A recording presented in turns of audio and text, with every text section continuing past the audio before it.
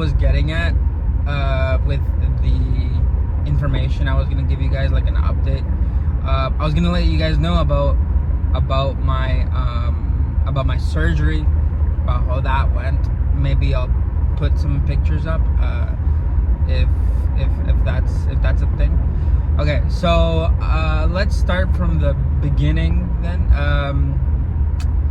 In 2021 or 2020, I'm not exactly sure. Like, it was before COVID. I actually developed this thing called sleep apnea, and I think I've already mentioned this before, and which is why I would cut out my videos a lot, because I would breathe really, really heavily. So yeah, and then other than that as well, I had gained a lot of weight. As you guys can probably see, I look slightly very different.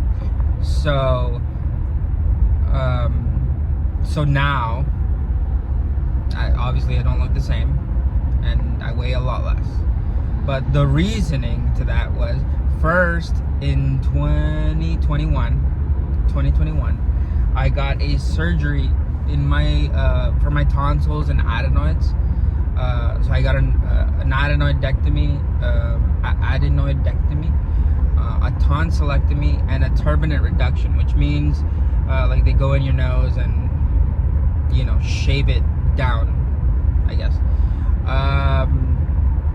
Honestly, saw a little bit of a difference, but not a total difference to the point of I won't need a second surgery or anything like that, or I don't have sleep apnea anymore. Yes, I didn't snore as loud as I was snoring. I didn't breathe as loud, but I was still having a lot of trouble sleeping and doing that kind of stuff.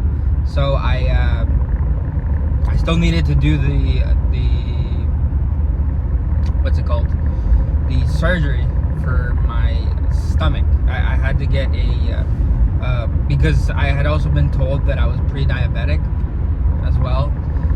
So all these things together kind of, you know, make stuff kind of impossible. Like, by that I mean that one thing goes wrong. In 2019, I had they told me I had what's this called? Generalized anxiety and depression. And then a year later, I have sleep apnea. A year after that, I mean, not a year after that, but like a couple months after that, I gained a lot of weight. I was around 100 and maybe 90. No, sorry, I was around like 220, 210. Right, but I'm not short. I'm pretty tall, so the weight wasn't that bad. Like, I was still a little bit overweight, but it wasn't that bad, and it was just like, you know, like normal, like a normal bigger tummy or something like that, like a nice tummy, like a dad bod type thing. So it wasn't that bad, and I didn't really have many issues with it. I would still go play soccer and do all the things that I like to do. Even though I had less time to do it, I would still kind of do it. So that was that.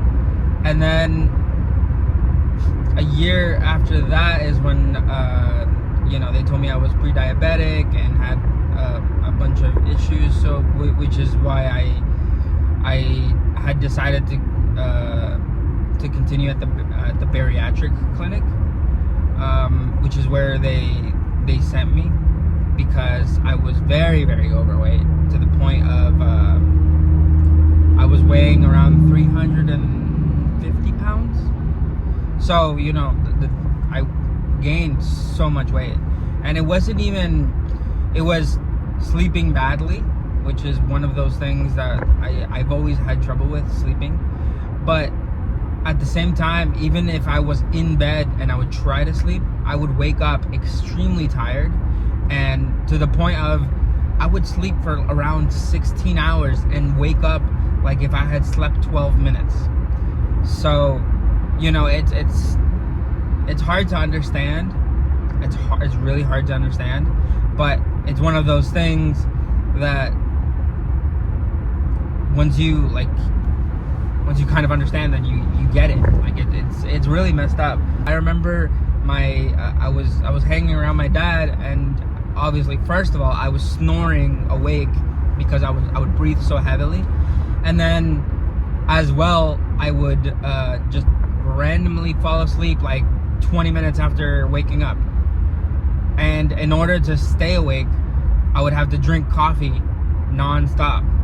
I was drinking about like 8 to 10 cups a day, apart from having like energy drinks and that type of stuff. So I was tired all the time. And also with school, I was going to Niagara College, and I was taking a program there, and I didn't actually know that this was a thing until like a couple years after, when I didn't have sleep apnea. But apparently, and according to some studies that I have read about,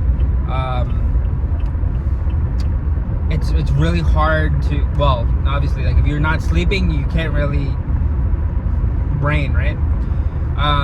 So that's what was going on. I couldn't remember things. So I was in school and I was doing my work, but then I wouldn't remember things. Like I remember when COVID started to be a thing, and they told us not to go to class. You could ask me exactly what happened then, and I still have no clue. I just remember not going into class, and just staying at home, and then after that, nothing. So after that, I had to wait a little while to go back to school, to go do anything. I had to wait until I didn't have sleep apnea anymore, and it was kind of sad because I was just wasting time, wasting years doing absolutely nothing.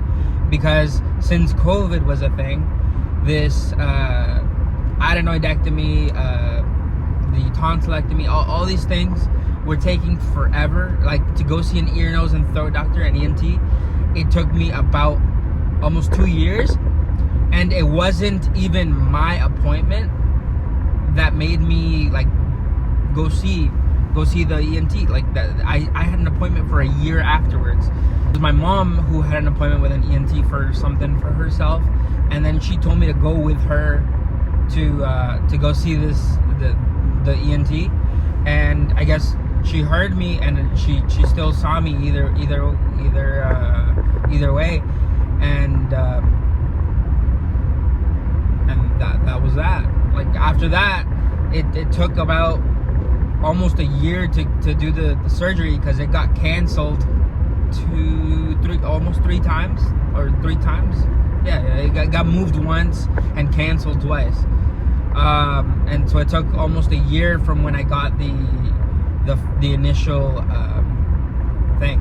So that was probably like in 2020, and I got that surgery in 2021, if I'm not mistaken. Yeah, 2021.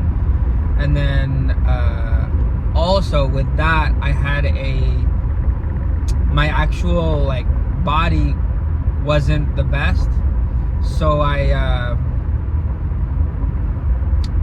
my lung collapsed. One of my left lung collapsed, or my right lung collapsed, and I had to get a chest tube inside of me, which is painful. Like I was in the ICU for a little while, nose like tube in throat and whatever. So that was that, and then I felt a little better, and then a year went past, because I also had like appointments for bariatric surgery, which is like for your stomach. There's a bypass. There's a couple different surgeries, but I got the bypass one, meaning my large intestine is connected straight on onto my like the beginning of my stomach or something like that. And then part of my stomach is just cut off, so it doesn't even get it. So I barely eat. And this is also why I lost a lot of weight. So I went from 350 pounds but right before surgery. So I got the surgery, and then a year later, which would have been like 6 months ago, I had lost around 140 pounds. So right now I usually weigh around 185 to 195. I just stay around those levels. So it was tough. It was really tough. The first couple weeks, and that I just had to have my protein shakes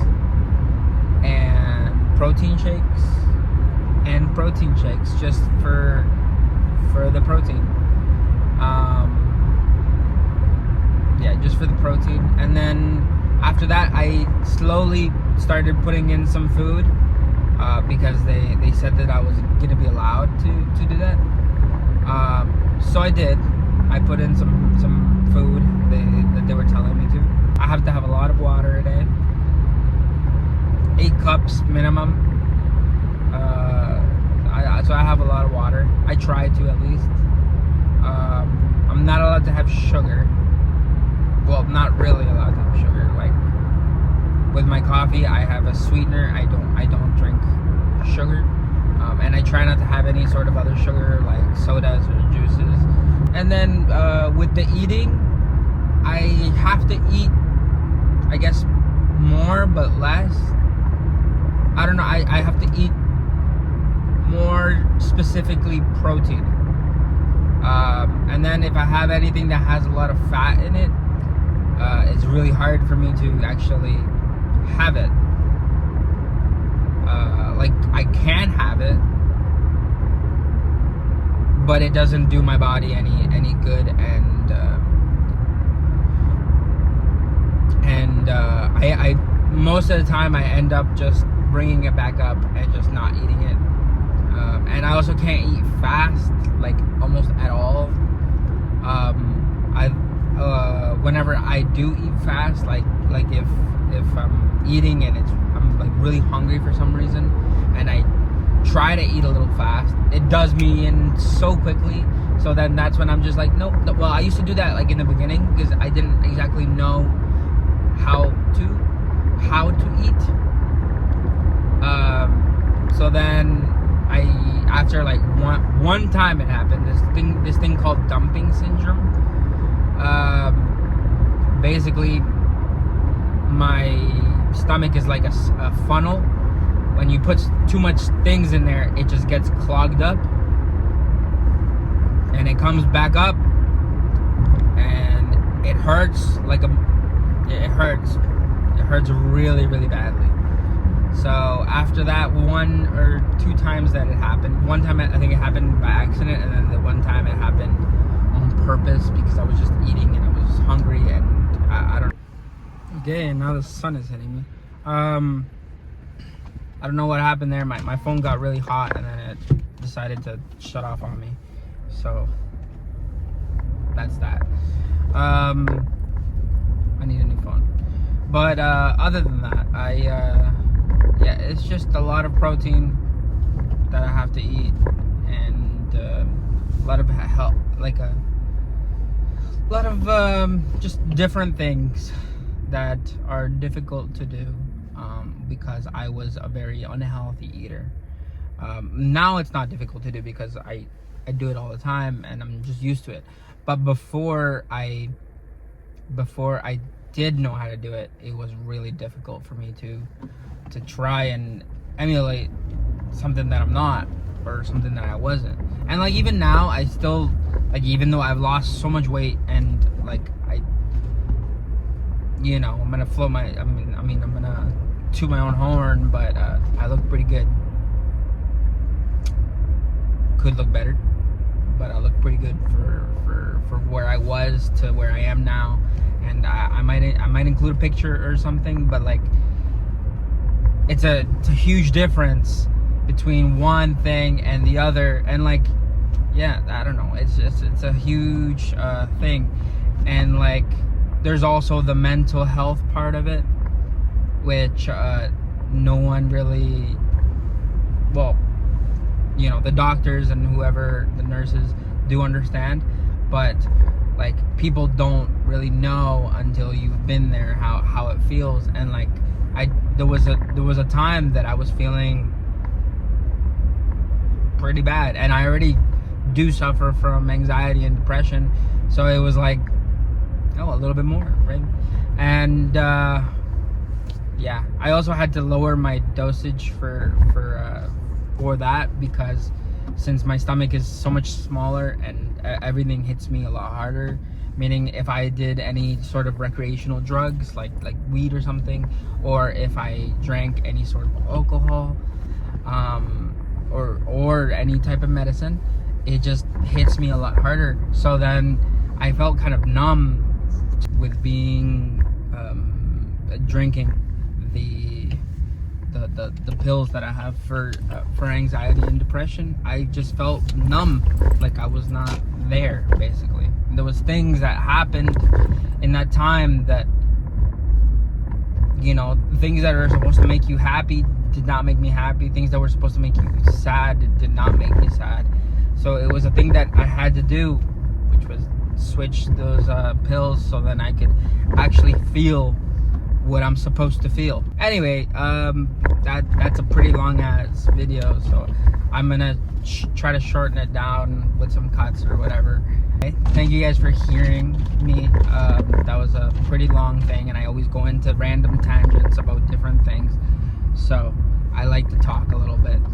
Please watch the videos, like, comment, and subscribe. Yeah, if you guys want, if you guys have any questions about a bariatric surgery, please leave it in the comments. I'll get around to answering them.